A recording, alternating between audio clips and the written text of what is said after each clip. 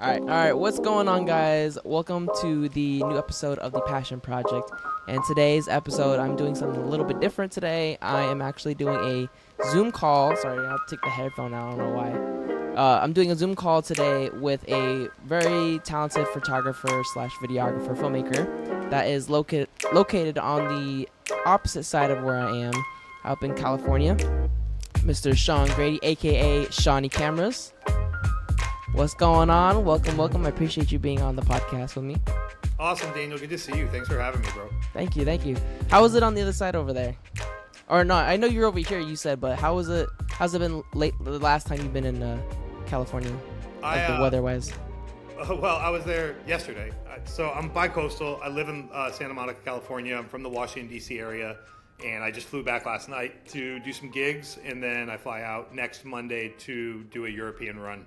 So I figured I would minimize the cost deficit for my sleep by 3 hours and come over, do some work, and then just springboard from here over to Europe. But yeah, LA is, it's interesting. It's raining there right now. I mean, it's still like Oh wow, winter. really? Yeah, we get our rain in the winter. I mean, I know it's spring right now, but yeah, apparently it's raining all weekend, which I love personally. I love a good rainy day. Yeah, we And just had a little bit of rain not too long ago over here, which is it's kind of nice. You know, you need it now and then, as long as it's not constantly, obviously raining every day. Kind of ruins the job for a lot of the filmmaker, videographers, and everybody. Can't do yeah, the job. I mean, that's what makes LA so attractive is so much sunny weather. And I live on the west side, by the beach, so it's cleaner air. It's always colder. It's windier. So it's actually kind of its own like microclimate. Like LA is so big, it has like actual like microclimates where it'll be like pouring rain in the valley, but it'll be 76 and sunny by the beach. It's like it's weird, but it's home. Oh, of course, of course. That's awesome. So today I want to actually, before we start getting into the whole podcast, I want to have you introduce yourself a little bit. Let the people know who you are, where you come from in your background, whatever you're comfortable in saying, and what your occupation is. Yeah, so Sean O'Grady, but people know me as Shawnee Cameras. It's kind of how you can find me on socials. It's my website name. And basically, I picked up my first camera when I was, I think, like 14 or 15 in high school and learned in the darkroom on, 35 millimeter film and how to develop my own stuff. And then in a tangent, I was also learning like graphic design and broadcast kind of broadcast video production as well as linear editing. Like you children these days with your laptops, there used to be dials and actual television monitors with buttons and knobs that you would have to advance the VHS or Betamax footage through. Like I learned, Oh wow. in the very analog sense, and just got the bug bit super early. And basically, though, like that aside from like framing, lighting, and composition and subject matter narrative, like all the technological things that I learned at a very young age, at a very impressionable age, went out the window. So I really had to start over, once the digital revolution kind of took hold in the mid 2000s, the early to mid 2000s, when I got out of college in 2004. And I basically just started beating the street when I moved back to the DC area and started my journey really as a hybrid, as a photographer, videographer, filmmaker, and started a documentary on the DC hip hop scene at the time, which were stories that have never been told. This is pre-Wale and Gold Link and all these other, rappers that have kind of come out of the area since then. I was trying to tell that story, and I was actually regaling this tale to my buddy at lunch a couple hours ago. But through that hustle, I was able to I never completed the actual like full length, but I was able to tell vignettes and chapters of that story through a website called Vimby, Video in My Backyard, and kind of do profile pieces on some of these musicians and labels and events that were kind of happening around that time. And I was able to meet a lot of people and get myself into some other opportunities. And then through that website actually ended up getting bought by Mark Burnett Productions, which is, Oh wow. I forgot their accolades. I think Survivor is one of them, and maybe The Apprentice. Anyway, huge production company. And that kind of forced them into a tangent of advertising and branded content. And that's when I stopped kind of being a predator, a producer, editor, director, and gravitated into actual being a producer. And one of the biggest campaigns I've ever done was through Walmart, where we were really kind of doing a lot of work surrounding all their different departments. It started with groceries and then went into eyeglasses and their meat department and other departments within their stores.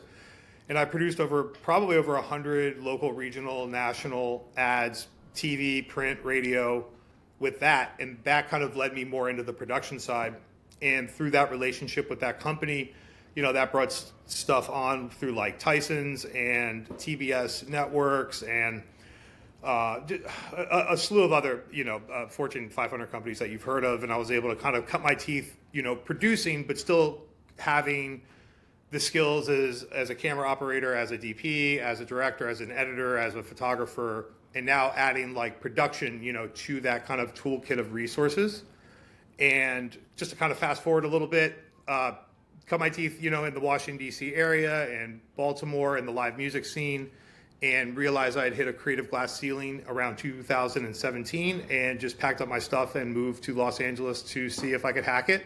And since then, it's just been a wild ride and ascension. And, there's always bad days and there's negative things that happen, but it's one of the best decisions I ever made in my life. And I think it's upped my game as a producer, director, editor, photographer, and aligned me with brands and heroes and huge companies and networks that I never had the dream of aligning myself with if I hadn't taken that leap of faith. And I'm just super grateful to be where I am today. That's awesome. That's awesome. Well, that's crazy to hear that you've gone through so much just to get to the point where you're wanting to be. Did you have so how old would you say when you started? So I mean, technically, I started when I was like 14, like 14 and 14? a half, 15, when I picked up Wow. the 35 millimeter for the first time. That's crazy. How was the transition experience from obviously going from film camera to digitals now these days? Well, I mean, it was a luxury because you could, make mistakes and correct them on the fly. Whereas, in the dark room, you don't know until you get there and you're like, oh, the lens cap was on the entire time. Or, You ever oh, wonder if it you ever wonder if it makes people a bit lazier, or does it feel like a quicker, easier way yeah. to just get things going? Yeah, well, first of all, I mean, just use the tools that you have access to. Like I'm like what 15 years older than you, I think. Like I'm 40, Yeah, so I have agent experience to kind of draw back from, and of that course. just happens to be my journey, right? So, there's so many amazing advantages to digital. But like I was just talking with my homie at lunch, like the amazing thing about film is it really makes you be intentional with what you want to do. Whereas with digital, you can spray and pray, and you can just delete on the fly and get another memory card or whatever. But film costs real money every time you use it, and not only that, it takes money to develop it and scan it, and Mm-hmm. then you won't even know a week or so later until if you've got the shot that you need or not. So I do encourage young burgeoning photographers, especially photographers, to get a film camera and be intentional and learn the basic composition, framing, narrative, subject, because it'll just make you more patient and you won't have to spray and pray as much. I do spray and pray. I do shoot continuous just in case, because I do shoot a lot of fast moving things and I don't want to miss a moment.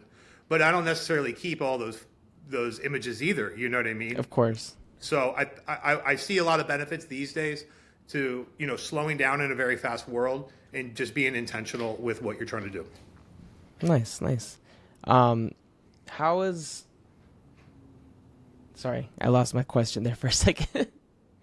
No, that's pretty cool. I've actually considered of getting myself a film camera because I wanted to try to just challenge myself in a different way of becoming a photographer on my photography side, and just learning the patience method, like you said. I'm wanting to slow down, figure out more in depth of how your camera should work, rather than like quick settings. Bam, you get the shot right there. Perfect. So I feel like that would be a cool experience. Not to mention that I feel like it'll be great for like the newer generation to continue this learning method and stop relying on, oh, this new technology is gonna improve my quality, my camera, my video, and everything. So I'm gonna just jump to the getting the most expensive camera instead of getting what I can afford at the moment. Well, that's a really good point, and I'm not the first person to say this, but this might be the first time you've heard it, which is, the best camera is the camera you have on you. So you could also have, Even your phone. yeah, what I mainly shoot photos on my phone because it's what I always have on me, and because of technology, because of like Lightroom for your iPhone. I mean, the stuff you can create is absolutely bananas. What you can do. So don't be limited by your tools. And the one root advice I would give is invest in glass, invest in lenses. Bodies are great. They come with bells and whistles and huge megapixels and all that, bells and whistles. That's totally fine. But I'd rather have a very expensive piece of glass on a piece of shit camera than a piece of shit glass on a very good piece of camera or on a good body. You know what I mean? So I think that's a really good rule of thumb to go forward, that, don't be precious because you want to do this massive feature, but you don't have, the funding to shoot it on a Red or an Ari, and you're going to trash the project. Dude, shoot on your iPhone. Like, look at Sean Baker, who made Tangerine and a few other, films. Look at Steven Soderbergh. He did 3 features on an iPhone. Like, don't limit yourself. Like, you're only as limited to your imagination. I think even that one artist, Olivia Ortega, is it Ortega? Had not Ortega. Olivia Rodriguez. Rodrigo? Yeah, Rodrigo. I think she had a music video that was shot off of like an iPhone. Probably. I mean, I use mine as a B and C cam. If I need something, like I did it. So here's a great example. Like when I went to Ireland last October for a client, I had 3 bags. I had a huge luggage bag, and then I had my Pelican, and then I had my travel, backpack. Sorry for the background. I don't know. No, you're good. But so I had all these 3 bags, and I'm at the train station getting picked up, for the shuttle bus, and all of my clients are there. And I know I needed some of those B-roll moments that I was going to use to cut together in the 5-minute, highlight reel that I was creating for them. But I'm not going to take the Pelican out, get the battery, I'm not going to do all that. And then what? How am I going to carry all that? But I can use this and shoot it at 4K 60, and it can auto expose for me in the beautiful, twilight of Ireland. And I can capture some of those moments and integrate it into the video seamlessly. And that's what I did. And the client she didn't know it until I told her, and she was boosted that I was able to use those organic moments and unobtrusive moments, because I'm not in their face with a mirrorless or a DSLR or a Red. Those big scary cameras. Right. That footprint, that production value, it's not always needed. You can sometimes get away with murder on an iPhone because, security or an official or someone will think that because you have a high camera, they're like, oh, okay, it's going to Netflix. That means you can't shoot here. We're shutting you down. If you just show up with an iPhone, no one's really going to say anything. So I think it's important to, know where you are, be aware of your surroundings, and you can get away and get the shots that you need without having to advertise for it. And I think that's very important. But I'm sure, of course, obviously, there's certain places that allow you to take advantage of that. Like, you can't obviously show up at a Lamborghini shoot with an iPhone. People are going to expect you to have a cinema camera or some kind of mirrorless camera. But when maybe if you're doing like certain product shoots behind the scenes where you're not being watched, then you can just pull it off with an iPhone. No one's going to judge you then. No, that's a great point, because sometimes you do have to be a size queen, and you need to show up with the big package, and you need to justify to the client why they're hiring a true professional. They want, because they equate the size of your camera with the budget and with the quality of production. But as filmmakers, we know what I just said is the best camera is the one you have on you, right? But if I do a corporate event and it's I know they're paying me a grip of money, I have my Sony is built out as a cinema cam with rails and a brick on the back and matte box and the whole thing, just so I don't show up with just a mirrorless.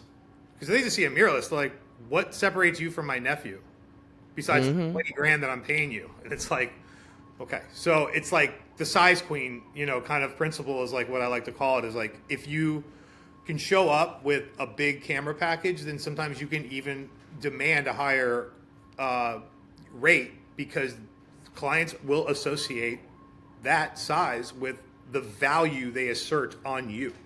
So there is, it's a swinging door.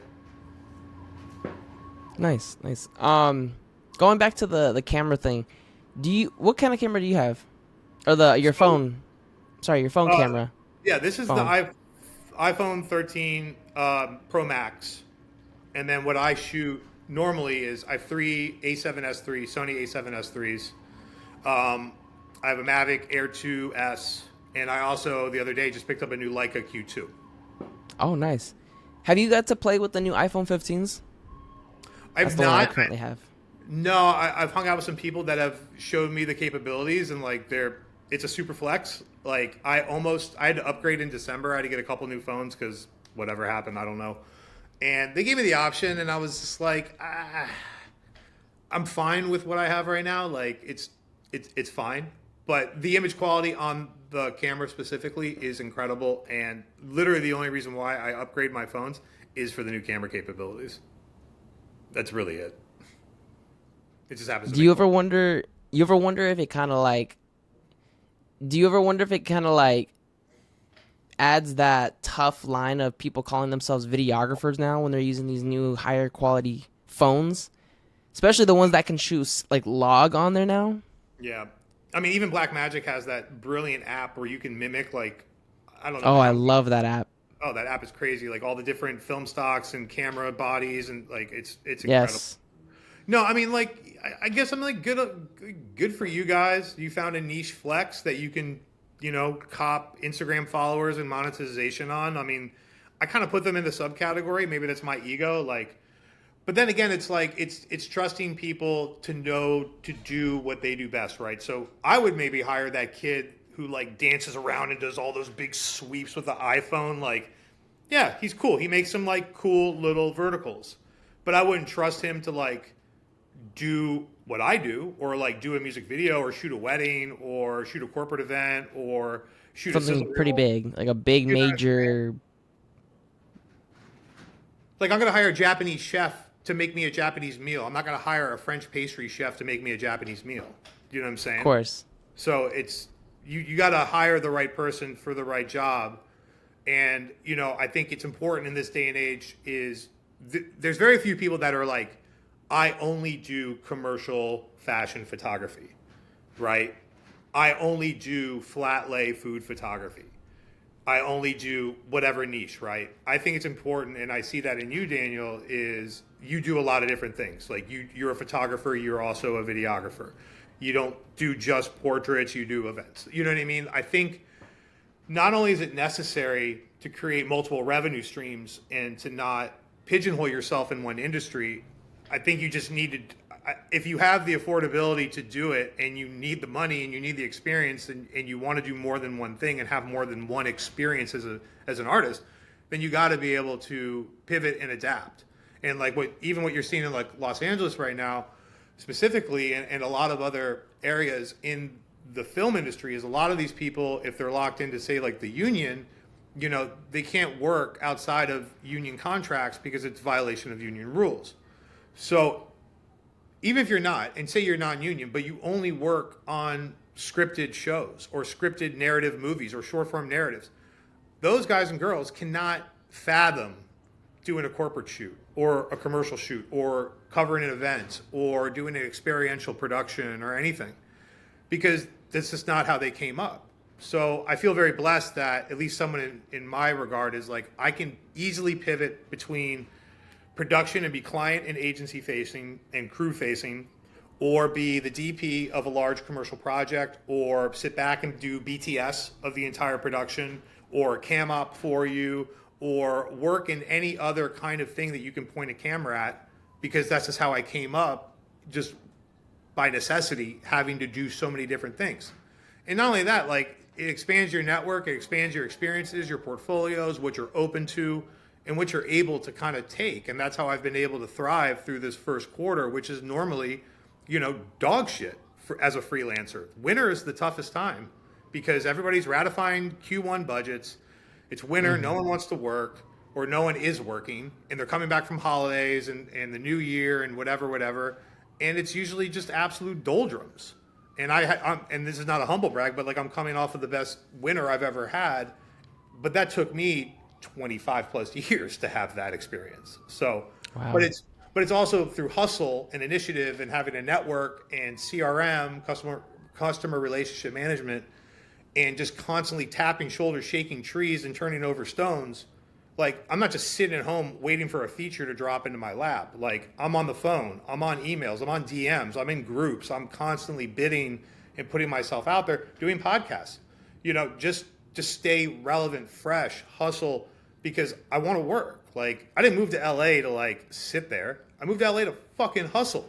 This is where it all happens. Like, why else are you gonna move there? So I don't know. Some people are blessed with that kind of mentality, and then others kind of sit in there and wait for it to happen. No, I totally get it. Totally get it. Have you? I know because you see you're just into the hustle part. You do this because you really want to obviously make that money. Have you done any passion projects yourself? That's like a personal project. Tons. And just to clarify, sorry if I'm swearing a lot. I'm very No, passionate. you're good. Uh, I'm actually really not motivated by money, and that sounds kind of crazy. Do I like money? Yeah, it gives me the affordability to kind of live my life a little bit more with liquidity. It gives me safety and serenity that I can pay my rent and my bills and get groceries and not tap my parents on the shoulders or take another job or whatever I need to do. It allows me to do what I do. But I'm more experience driven and project driven and more into having those kinds of experiences. And when you can have it both ways, where you can make a good rate and work with great people and be part of something insanely creative that could have a lot of optics on it. I mean, that's a unicorn home run grand slam situation. But of course I take jobs, like whether it be like, I'm not super into like finance, but I will do a financial summit because that financial summit will pay a huge rate, whereas working on a music video will not. And having that huge rate gives me the safety net to go and take lower paying jobs in more creative fields that I want to align myself with in the future. So that's just kind of, you kind of figure that out as you go, and you go from market to market. And then as far as passion projects, I've been a part of a lot of passion projects in my past.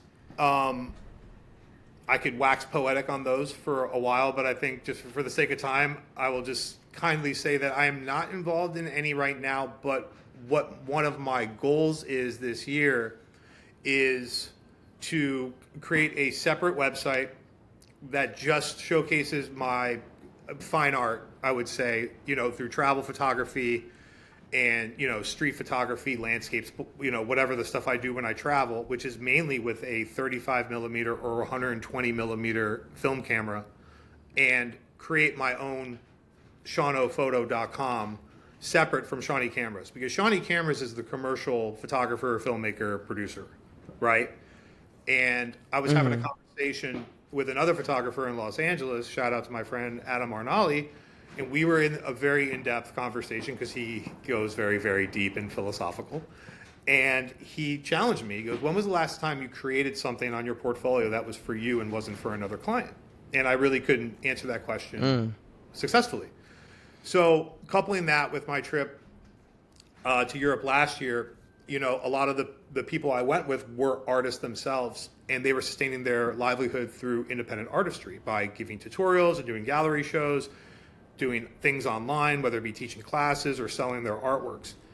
And it was definitely a hole in my defense that I really want to correct. So one of my goal lists this year is to create that and set up a shop and sell my stuff and position myself as an independent artist as well. And when I'm going to Europe next Monday to work with the same people again on a separate project, but they offered a residency for me. I don't know if it's like, it's not a guarantee or anything. I'll have to apply and present, the project idea I want to do. But that's also another step forward as far as creating a passion project that's not monetarily driven, but it could lead to grants or project opportunities or experiences later on down the line that are not necessarily commercially driven. So those are kind of two goals for me this year that I would like to hopefully manifest. Sorry, I just got an interrupting text. That's really cool. Um, so I wanted to talk about while you're on that topic too, with the filmmaking aspect. So for me, I don't know if you noticed, like I'm trying to get into the whole storytelling. I want to start creating my own films and everything. So what is your perspective on people who are wanting to find a way to, I guess, create like an income out of creating their own movies, their own short films? Because I know it's a struggle. It's not easy to do. Not everyone can have that luck with reaching out to, was it brands and sponsors and like different people that can help fund for your projects. Well, I mean, I would just kind of disclose and say like all these opinions are personally experiences. Like these are not golden rules by any stretch of the imagination. These are just through my own personal experiences. So, I mean, I think going into a short film project on the auspices of making a narrative and getting funding and doing that full time, I think the same rules apply as to what I said about being open to other experiences as a photographer or videographer. So if you want to do just films, then you're kind of a unicorn, and it's tough. I mean, think about how many people want to be Steven Spielberg, but how many Steven Spielbergs actually exist, right? Mm-hmm. And even for every Steven Spielberg, you have someone like Spike Jonze or Michael Gondry who does commercial work and music videos and skate videos and fashion videos and all these other things that are part of film and part of narrative and part of short form narratives and things like that. But even they are, I don't feel it this way, but like, compromising that full length narrative vision to tell stories in other micro ways, which I think is even more important to the point of just technology and where we are as humans and where our ability to kind of like hold our attention for is more now micro driven. Hello? Because Oh, social, are you still there? Are you still there? yeah, there. Yeah, I see you now. Sorry, I think we're losing a little bit of service. So just to wrap up my point, be prepared to tell shorter stories because of the attention spans of humans and because of social media and things like that. You can tell a compelling story in 90 seconds. You don't need 90 minutes. So to start, you can tell a short story. You can tell a compelling short story in 15 seconds if you really have the narrative dialed in. So to make money off of it, don't get into the business of making money off of it. Get into the business of telling a good story and the money will come. But it also comes with hustle and thinking smarter, not harder. I'll tell you an example where I was in the running to do a sizzle. And for those that don't know what a sizzle is like a 3 to 4 minute or less short kind of highlight reel that will sell the vision of like, say, a television show. And I was in talks with these people for 9 months, and they eventually went with somebody else, which is a very dumb idea because I told him, I was like, look, your original vision was for a television show. You create a sizzle to sell the television show to get funding for the pilot, and the pilot will sell the series. Mm-hmm. And this dude hired another company that is shooting a sizzle and then shooting a short film. Why would you shoot a sizzle when you can cut a trailer out of the short film? So you just spent an extra 20 grand on something that you didn't need to do, and that's just a dumb route. And the other dumb route is now you're going to be wrapped up in years and more money trying to sell it to film festivals, which will hopefully get funding to make your short form into a long form, which then will have to go back to film festivals and get bought and distributed, which is going to take more time and more money. So you've already shot yourself in the foot more than once, and you've locked yourself into something that may never see the light of day. So can your story be condensed into 90 minutes? Would it live better as a miniseries? Would it live better as 10 5-minute vignettes on a vertical platform? These are questions you need to ask yourself. But but to your original point, don't get in it for the money because you'll never get it. I don't think so. Of course. No, and that's completely understandable. I know for me it's more of the aspect of, obviously, like you said, I would love for the money to come to me so I can continue on doing this type of thing, finding a way to getting paid or making money out of creating more stories like this, and you know really being known as like a full-time filmmaker in that aspect. Obviously, we all have to do different things. We still have to sell different services to make that extra cash now and then, doing little highlight reels for parties and going to weddings to make extra cash out of that. So I wouldn't say, like, obviously to quit doing everything and just focus on one niche. No, like it's more of the like I I don't know. I guess I just prefer more of a the indie filming aspect rather than trying to be like the big old Hollywood assholes up there thinking that they own everything and they just screw all their actors over and everything. Like, I mean, I don't know how like the whole story within that with Hollywood is, but and I don't know if your experience with Hollywood, if you've done anything with big production stuff or if you've done more indie film productions. So More indie and big broadcast television and music videos and stuff like that. And it's a slippery slope, and it's even more slippier now. I mean, if you want me to get into the politics of it, I mean, there's studio consolidation. The streaming wars are over. Everybody's consolidating. Everybody's lost yeah, money. They're producing exponentially less content this year than they have over the last 2 years. Netflix is shipping $7.8 billion overseas to create more content overseas and acquire more rights overseas than create them domestically. More stuff is getting shipped out of California thanks to Governor Newsom all the time because of tax breaks. That's why you see Georgia and Louisiana and Texas exploding, and Atlanta has been exploding. And then everything else has been getting shipped to Canada, Ireland, and Cape Town, South Africa because of labor laws. So on top of all that, with AI, got to get into that, that's also compromising our jobs. So what I would say to you, or the advice that I would give is, I think the most effective person on set is the person that understands every pain point in every role. So I think, and look, I am not a perfect man by any, or perfect artist by any means, but I think I'm very good at what I do, and I'm very good at what I do because I've worked every single position on a set in production.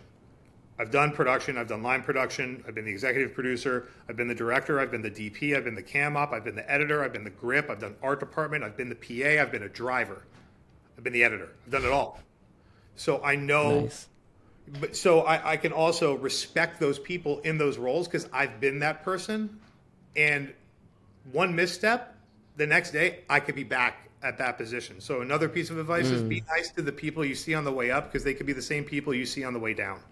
So always have a great attitude on set. And I think that's, my kind of challenge to you is if you want to do and create more of these, shorts, do them for fun, and do them to learn. Learn every position, learn what Astera is. Learn what the difference between the color temperature, gels are, or the different diffs are, and the different densities of diff and flags and lenses for, 1Ks and 2Ks and 5Ks, or, and aperture 300s, know how to light a scene properly, and know how to frame properly, and know how to block, and know when you don't need to redo a take. And that's one of the important things. Like I took, when I was doing, broadcast reality television, I was directing and producing episodes that I would come in on that were already months into the narrative. And I'd be doing like a day player role. I'd walk on and I'd have to pick up the story from where it was. And I'd be working with 2 camera ops and a soundy and a PA and an AC and then the talent. And I would, since I know how to edit and I know what the sound guy's hearing and I know what the 2 cam ops are seeing because I have, a monitor, they'd be like, oh, no, we got to redo that because this happened and that happened and da-da-da-da-da. And I'd be like, no, because you have the audio bite from this take and we have B-roll to cover that up. So the editor in post, make a note, can take this and sandwich it all together and make a coherent thought and a coherent scene. So we don't have to reset this. We don't have to drive back over here and waste all this time and encroach on our budget and redo everything. Because thankfully, since I was steering the ship, I knew how to cover it up in post. Not cover it, it's organic. We're not like fixing anything. we're fixing something that didn't need to be reshot because we already had the ingredients to make the cake. We didn't have to go out and buy new ingredients. We already had the eggs, the flour, the milk, and the sugar. We didn't have to go out and buy new ones. You know what I'm saying? Yeah. So knowing, and that's like a really good example where I saved us a ton of time. And that also built trust with the crew and also built trust with the talent who were just normal people. It was reality television. These people weren't stars. You know, they're just normal people that don't want to be there for 12 hours, you know, Mm-hmm. want to get back to their families and their normal life or whatever. So I was able to build respect with them too because I was respecting their time and we didn't have to, you know, we could work smarter, not harder.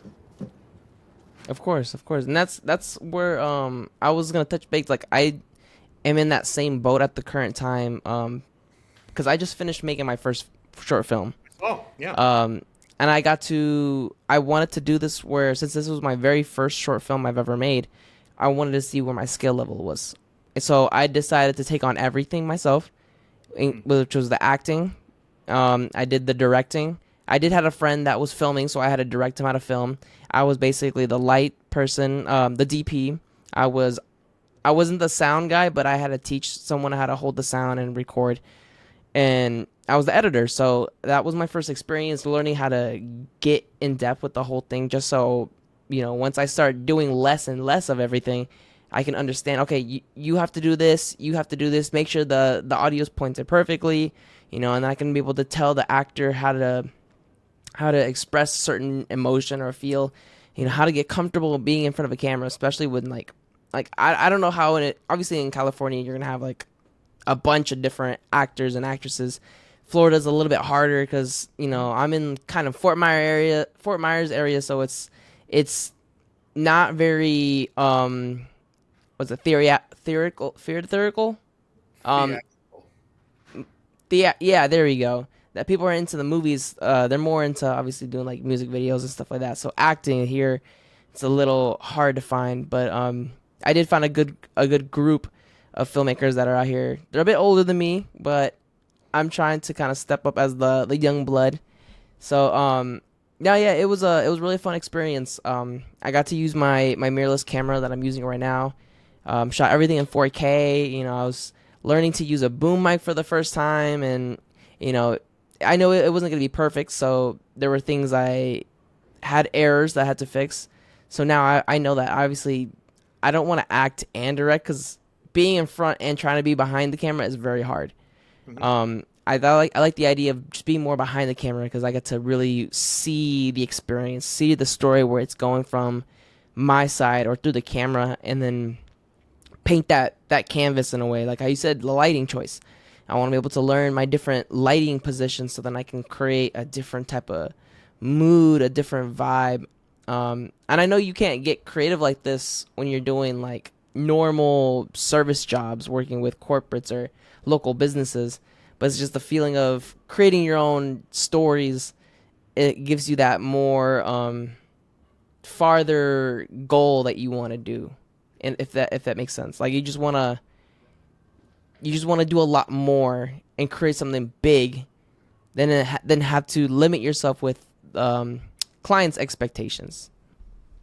Well, I mean, So I think there's, that's yeah, I mean, there's a lot to what you said. I mean, I think it's important to learn every role, but the more you work with people, you learn to trust people and trust the best person in that position to do the job that you need them to do.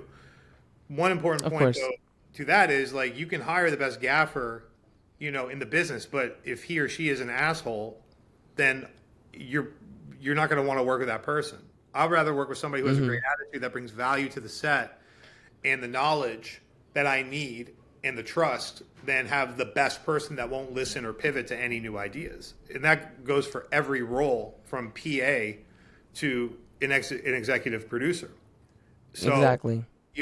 that's one takeaway. You got to work with a lot of people though. You got to kiss a lot of frogs to figure that out. You know what I'm saying? And You're right. and it's constant, right? But that's what makes referrals and rehirables so easy. That's why Scorsese works with the same people on every single film. That's why insert any director for the last 100 years work with 80% of the same people on everything they do. It's creative choices, but it's also because they know and trust those people in those roles to carry the job for them. It's like Kobe and Shaq, dude. It's like the no look pass to alley oop. It's like I Mm. know you're going to be there. I know you're going to be there. I know you have my back.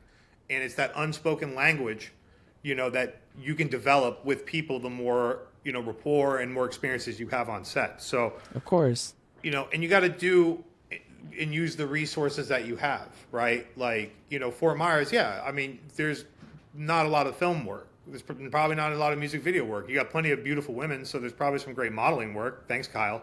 You know what I mean? Like, plenty of Shout out to that. Taper Photos. Shout out Saber, and there's dope cars, there's dope real estate, so and gorgeous events and weddings, clearly. So the reason, and I think this is a really good point to pivot to, is like, look, in DC, there is filming, right? But there's a lot of red tape because of the government and the bureaucracy surrounding permits and stuff. So a lot of people don't shoot here, and they use Baltimore to double as DC, or they'll use Philly or Montreal or Boston or anywhere else on the East Coast that has a very similar vibe. And then they'll use stock footage, or they'll send in a second unit with a lower footprint to go and get the inserts that they need. But 80% of the creative that comes in is coming in from LA, New York, or Atlanta. They're not coming from DC. Casting might come through here. The grips might come through here through Washington Source or something along those lines. But you can only, that's what I meant by a creative glass ceiling. There's great theater here. There's great musicians or whatever. But as far as the creative glass ceiling within the film world, like, that's kind of it. So you could be a great gaffer for sure and have great grips and then do one-off commercial work and whatever else. But if you really want to challenge yourself, you have to go where all of it happens, and that just happens to be Los Angeles. If you want to be a politician, you come to D.C. because that's where all the politicians are. You're not going to move to Wichita. You're going to move to Washington, D.C. So you got to go where the things are that you want to be a part of. And, that's why I decided to move to Los Angeles, is just to see if I could even hack it. And thank God, for the last, almost 6 years, that's where I've been, and I continue to thrive. And I don't know how much longer I'm going to stay there for, but, it's definitely allowed me, and this is an important principle that I talk about a lot, is the proximity to opportunity. The opportunities there and the distance from myself to those people, to those gatekeepers, to those opportunities is way closer than if I lived in Washington, D.C. If I lived in Washington, D.C., I could maybe one off on a show, is it B cam or, or something like that, or on a movie, maybe. But chances are I'd probably be doing AV work in hotels and conferences and recap videos and highlights and weddings and bar mitzvahs and government work and corporate work. And you can make great money doing that. But like I said before, like, I'm not necessarily financially driven. I'm into experiences and I'm into creation, and I'm aligning myself with brands and other creatives. I love working with celebrities and my musical heroes and some of the things that I get to do. And that's all afforded because of the proximity to opportunity. That's awesome. That's awesome. I want to. Sorry, I thought I saw a piece of hair on my face. I want to talk about. Okay, so I'm gonna see if I can try this, but I'm gonna see if I can share my screen, and I want to show this. So we are currently looking at Sean's Instagram right now. You guys can follow him right here at Shawnee Cams. Camera's right there. So I'm looking at your Instagram. I want to talk about these now. Now, you say you've done podcasts, and this is something I was really excited to talk about. Yeah. So, did you take these photos? Yeah. How was it? How was it like to? Like, first of all, I want to know, how did you get to film this with this man? Like, he's a very, very well known man, and I know he's a governor. You can name problems. Arnold Schwarzenegger, baby. So, what was it like? Like, do you want to talk about that experience? Yeah, I'm not held to an NDA. Yeah, I mean, so once again, the proximity to opportunity, being a Swiss Army knife, having a lot of different skill sets, and having a great attitude. The guy I know, so I got hooked up with them last year. I went to Jersey City and shot their beer bowl. which was like 5 different beer drinking competitions, and the winning team won 50 grand. So my homie Joe Maggiolo from Philly is the DP on the East Coast for Jason Kelsey and the New Heights podcast. I know Joe. Try to follow the dots. I know Joe from Vimby, which is the place that I started with that I told you, and I met Joe because he was the DP camera op on the Walmart campaigns that I used to produce. I kept up a good relationship with Joe because I like him and he's super talented at what he does. And we have been friends now for 14 years. So Joe calls me last year and was like, hey, are you going to be on the East Coast? Can you do this? And I said, actually, I will be on the East Coast and I would love to do this. So I did it. Come to find out, another gentleman from that same agency is one of the producers of that podcast in Los Angeles. So I got to meet him for the first time after seeing him on emails for years. I got to see that person for the first time, work with him. We had a great experience. So I kept in contact with both of those people, and I reached out to the producer a couple weeks ago, just off GP. I was like, hey, do you want to go to this new bakery down the street that just opened and grab some lunch? The studio where they produce a lot of different podcasts is walking distance from my house. So we both That's crazy. Walked over, grabbed lunch. I was like, hey, how are you? How has the podcast changed since winning the 3rd Super Bowl? How has the podcast changed since dating the #1 pop star in the world? Like, what's your listenership like now? Is the demographic the same? Like, what are your pain points? You know, like, what's changed since I saw you 9 months ago, 6 months ago? And so we had an amazing conversation just about life and professionalism in the industry and whatever. And as I was leaving, he goes, hey, what are you doing on Monday? I might have an opportunity where the boys are going to be in town, which never happens because one's in Kansas City and the other's in Philadelphia, you know? So he goes, I need someone to come in and DP the episodes because we have to flip the set, build a new set, relight it, and redo the cameras. And, you know, I'm the producer. I don't know black magics. So I said, I would love to be a part of it. He goes, great, let me firm up with you over the weekend. Saturday, he confirms. He goes, cool, come through at 1 o'clock. Everything's basically set. Just come in and dial in the cameras. We'll dial in some lights and put up some Duvetine to like kill some shadows and some, you know, highlights, whatever. So I came in, set everything up. And as I was setting up, he goes, oh, now I can tell you who the guests are. And the guests are Arnold Schwarzenegger and Little Dicky. And I was like, wow, cool. That's pretty damn cool.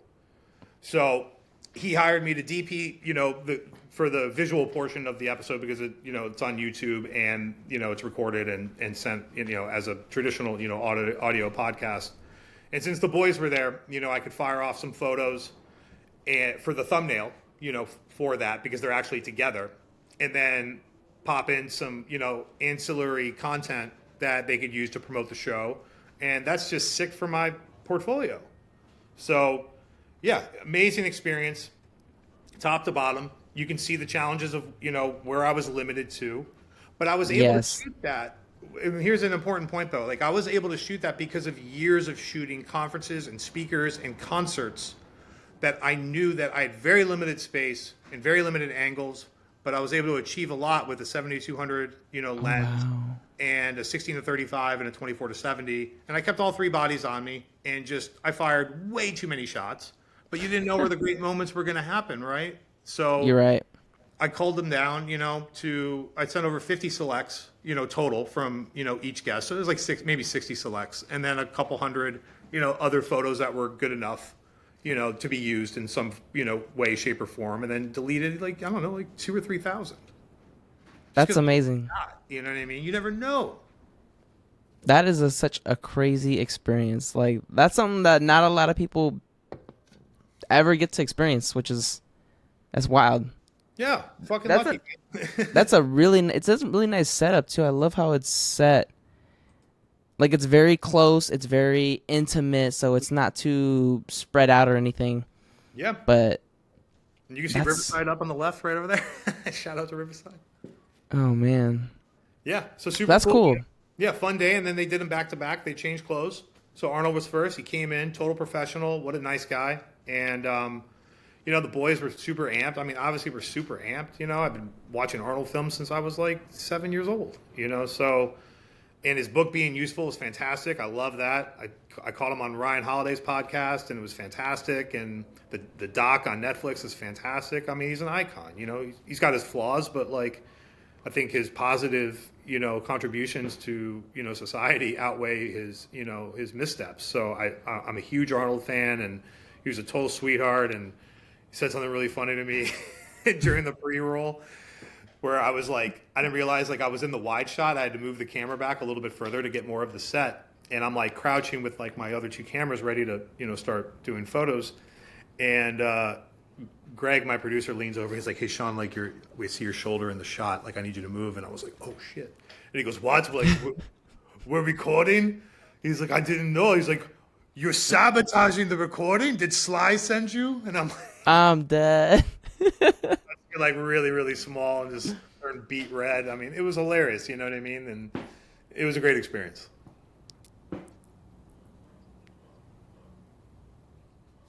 That's awesome. That's awesome. And I'm assuming you're probably still in communications with the people at the production.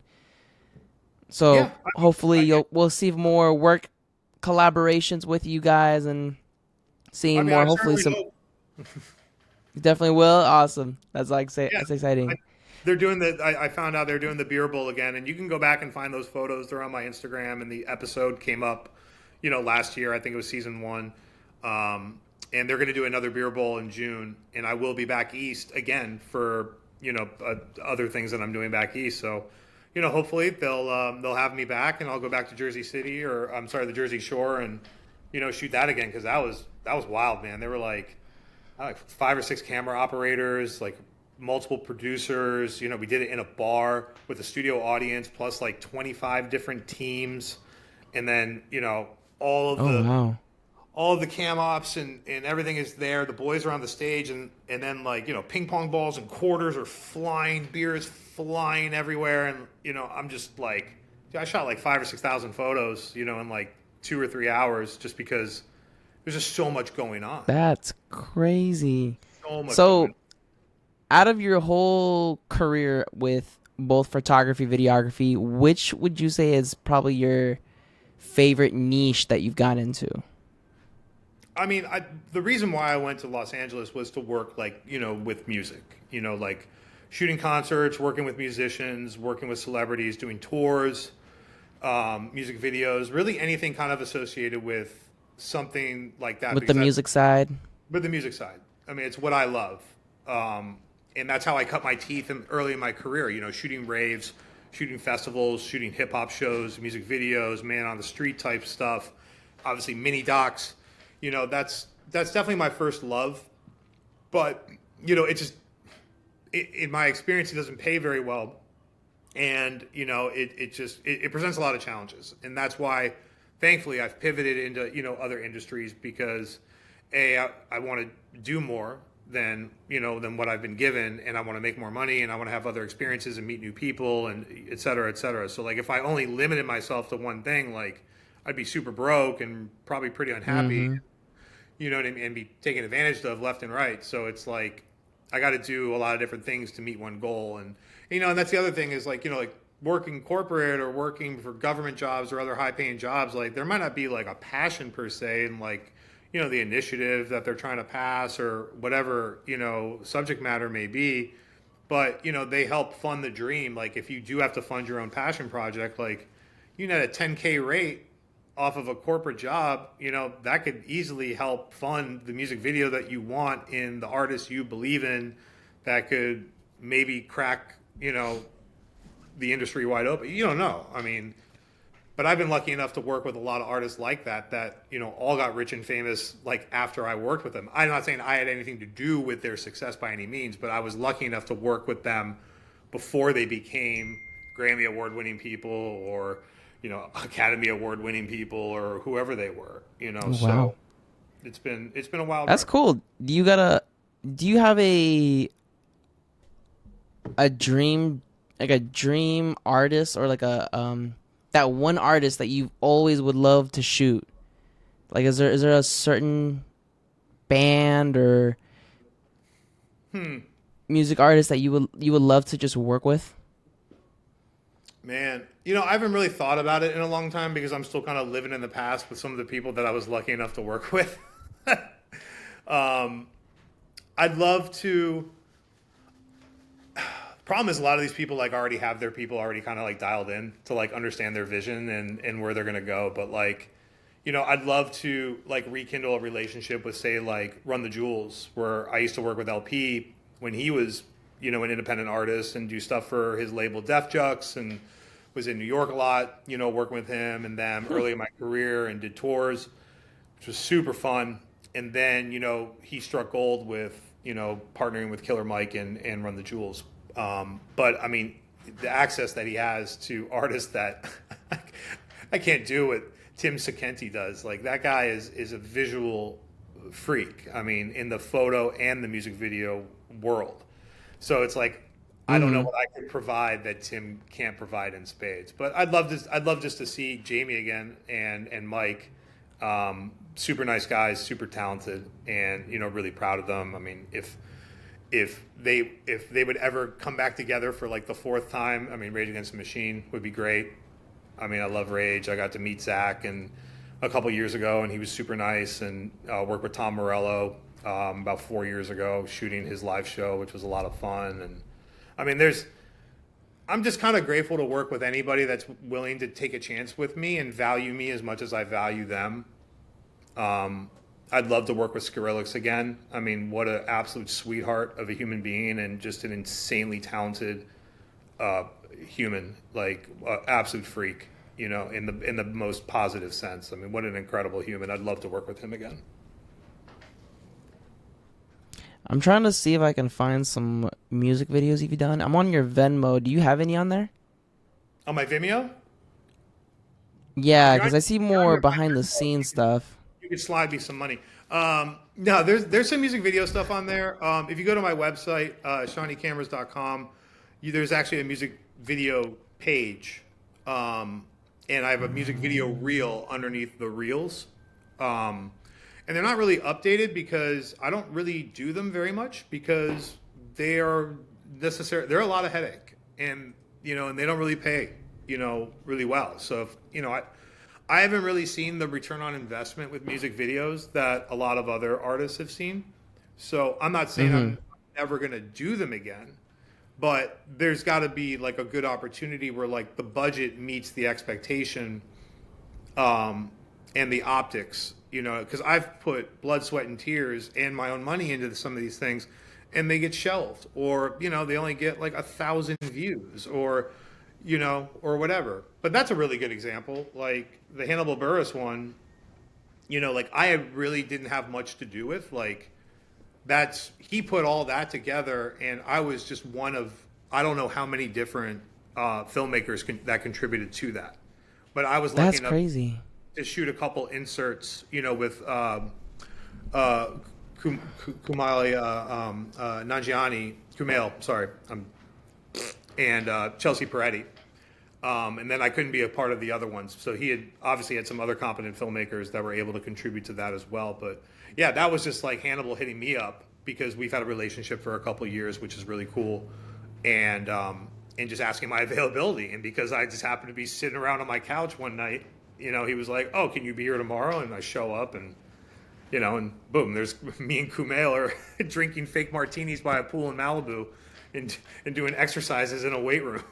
So Oh my gosh. So how yeah, would you describe your type of music video? Like, do you have a style that you like to use? early in my career when I was doing them, they were really more narrative driven.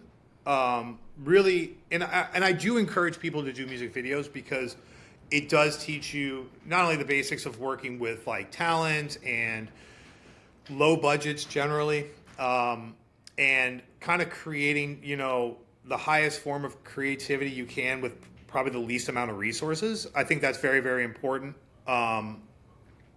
But to describe my style, originally it was like very narrative driven, kind of telling a short form story. And I think what I originally wanted to do was use that to learn the best way to make a tight short form, which would eventually take me to lead me to make a long feature, like a 90-minute feature or a 120-minute or however long it is.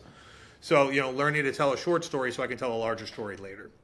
And now it's like, it can be very formulaic where since a lot of people don't have money, it's like, okay, we'll just show up at these three different locations at these three different times of days with three different outfits, and then we could shoot a music video, right? Or you can do something really high concept and do like a one shot and have a bunch of cool stuff happening in the background that, is Mm. super creative and, and maybe budget friendly, but it's high concept.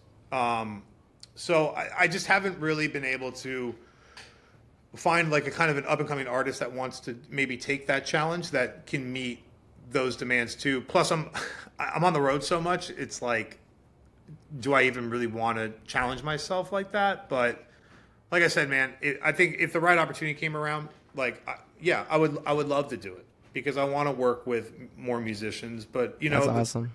the music video form isn't also what it used to be, and people are more interested in creating like social reels or like vertical content. So Mm-hmm. know how to pivot, and you can do a 15-second festival recap instead, or like a 15-second vlog, or just there's 100 different ways that you can kind of maybe still scratch that itch that doesn't have to be a music video. Yes, yes. And I've always wanted to get into the music video aspect world because I love the like how you said you can turn a certain song into a storytelling in a way, narrating or adding a little bit of dialogue to kind of make it Oh boy, feel you not still there? so video type. Um, do I you lost have you. you I shot lost you for any like trap music? Oh, no. I lost can you you for hear me like now? 10 seconds. I can hear you now. What I caught was, have I shot Oh any no. trap? Okay. Yeah, like have you done any like trap music type? Um, I mean, I've done like hood shit for Oh. sure. Okay. Definitely done Okay. hood shit. Now Long, you long know how time like ago. there's you you know how with their type of style, obviously they have these like crazy transitions they got going on. They got all these burn effects. They do all these like they do a bunch of different stuff when people play with After Effects and everything. I personally don't like that type of style because I love the storytelling more. Like if I can find a video that I've done, I could show you. But I'm not a big transition kind of guy because I feel like it's too distracting in a way. Now and then I'll add a few transitions if it fits the story, if it fits the option to transition into a different location or doing a different thing. But I can't do stuff like that. So like, do you have a preference on doing stuff that like that type of filming, or do you try to get away from doing something like that? I think it depends on just what the creative calls for. I mean, I think there is benefit to that, but I do see a lot of content that people do rely on graphics or transitions to fill holes where they're not technically, savvy enough to tell the story. So they rely on the sizzle and not the steak per se. And I actually think I'm a really good editor, like a really good creative editor, and I know how to find like maybe like throwaway footage or throwaway shots that could actually be used as good transitions into other scenes. And I also think that works a lot where you don't need necessarily like creative transitions and burn effects and throws like that because those packs weren't available until like a few years ago. You know what I mean? So unless you had somebody that Mm-hmm. could do that, build that themselves in After Effects, these weren't preset drag and drops that you could buy for a couple $100 or $50, like when I was actually really doing a lot of music videos. So you'd have to maybe get more creative with like camera moves as a transition. And, one kind of like, thing that I think is cool is like, if somebody like, moves really fast, then whip pan the camera and then you can cut to the scene where if you know Yeah. where that's going to go, you mimic that camera move so it looks like it's one cut. And then you could be at like one location and then whip pan into another location. Or you see like people on TikTok that like go and like they cover the camera and then they end up in another thing or another outfit or whatever. It's like, we've been Mm-hmm. that's a trick like we've been doing because of no budget filmmaking and no transition packs forever. And it obviously has high reward because kids are gravitating Of towards it, course. and it has an incredible, outcome. So, I think a lot of people do, once again, like, don't get reliant on, all the flash. It's good to have that stuff. I think it sices and boosts your project and your production value for sure. But don't get reliant on, like, having like lasers like trace all over like your body just because, your trap, syruped out Zand wrapper can't, you know, enunciate the words properly to sync the audio footage in post. You know what I mean? Like, sometimes you got to rely on that, but try not to. Like, push yourself and push them. Exactly. Okay, cool. Well, we're gonna start wrapping up in a few minutes, but I wanted to ask, um, so question: if you were to pick one camera brand, and that's the only camera brand you were ever to use, what would you pick, and why? Well, right now, I mean, it's Sony. I mean, just because the versatility with those are incredible. Like, like you said, I'm a true hybrid shooter, photo and video. I need that lateral capability. Canons are fantastic, obviously, but I love just, the mirrorless Sony, I think, is absolutely incredible. The photos are great. The video is great. The new update allows you to do incredible things on the A7S3. The lenses that they have are, some are even lighter than, the Canons, and they're definitely more expensive or less expensive than the R lenses for Canons. So Yeah. I think right now, I mean, Sony's are fantastic, and they just dropped the Burano, which is like the younger brother to the Venice, which could be a really good direct competitor for Ari and Red, and in those respects. So I think if I could get my hands on a Burano, that would help maybe elevate me into maybe another music video category or a feature length category, or just because once again that production value, that footprint that you have, can also generate more money. If you're only going to play around with iPhones, then you're only going to make iPhone money. If you're only playing around with DSLRs and mirrorless, you're probably only going to make DSLR mirrorless money. But if you start working on, bigger Mm-hmm. camera packages, you'll probably be generating more people and projects and creativity that's going to demand that kind of work. And I think this is a tangent, obviously, but like, I've been able to do some incredible high profile things, but to ascend to that next level, I think you need to have a big camera package as well. You can do incredible things. This isn't negating anything I just said about DSLRs or mirrorless or how important the iPhone is, but I think you can do a lot and enter into other rooms and other conversations with other people if you have access and tools and resources like a higher level camera. So I think at this point, for me, I'm all in on Sony. Sponsor me. Okay, cool. Sponsor him, Sony. Sponsor me. No, that's cool. What was I gonna ask? Oh man, I had a question lined up already and it was ready for me.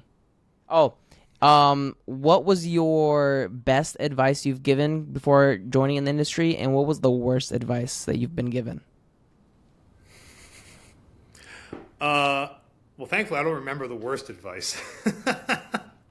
So that's a blessing. But I think the best advice that I think still pays in dividends is be likable. Show up on time, have a great attitude, thank the people for why you're there. First to show up, last to leave.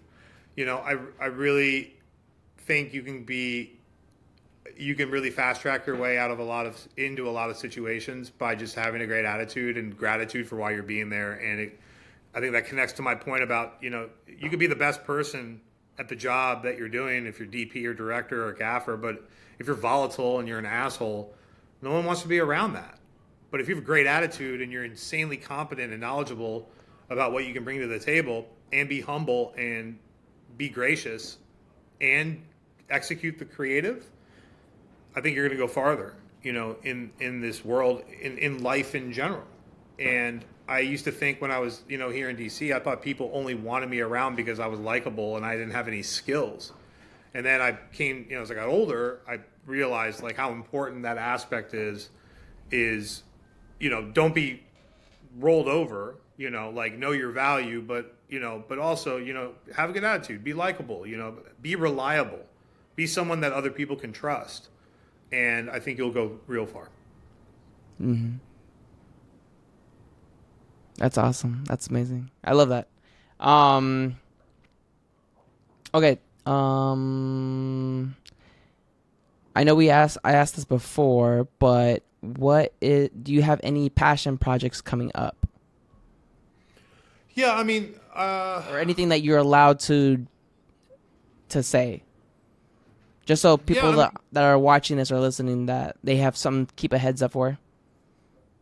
yeah, I mean, I have they're not passion projects, but, eventually I have a few things coming out this year, I hope. I mean, I did something for Red Bull that I hope sees the light of day. That's incredible, with a finger drummer named Spin Scott, who's an incredible finger drumming jungleist. I did a massive campaign for the United States Coast Guard that I don't know when that's coming out, but I did a lot of different photo assets for that. I also did portraits and unit stills for a Michael Bay produced true crime drama that I also don't know when is going to see the light of day, but that's coming out. And next week, actually, I'm going to put out, I did a campaign recently with two athletes from USC, one basketball player, one football player, and a very well-known water company, where I did the vertical assets for video and portraiture for that. So I'm going to put those out maybe maybe Tuesday or Wednesday, just because it's been long enough, and I'm going to put them out there. So. Awesome. All right. Well, lastly, tell us where we can find you on all platforms. Shawnee Cameras with two N's. SeannieCameras. Instagram, Facebook.com. Venmo is different. You can DM me for that. Awesome. Well, I appreciate you, Sean, for being a part of the episode. I appreciate getting to finally do this with you, because I know we've talked about this for a while, and I'm just grateful to at least get to know you a bit more, other than besides what we did before when we got to work together. So I appreciate you. If you guys can follow him, check him out on all of his work, see everything that he's done, keep up with Sean, and just because I can promise you I'm keeping up with this guy. He does a lot of amazing work. I'm very inspired, so I'm grateful. Thank you for being a part of this. I hope you guys enjoyed today's episode of the Passion Project. You guys can follow me on Instagram, the Passion Doers. I do not have a Patreon yet, but I'm still working on building a Patreon with this once I keep this consistently. But continue to support me. Hit the like and follow me on Spotify, iHeartRadio, and YouTube. And yeah, I'll catch you guys on the next episode. Peace out.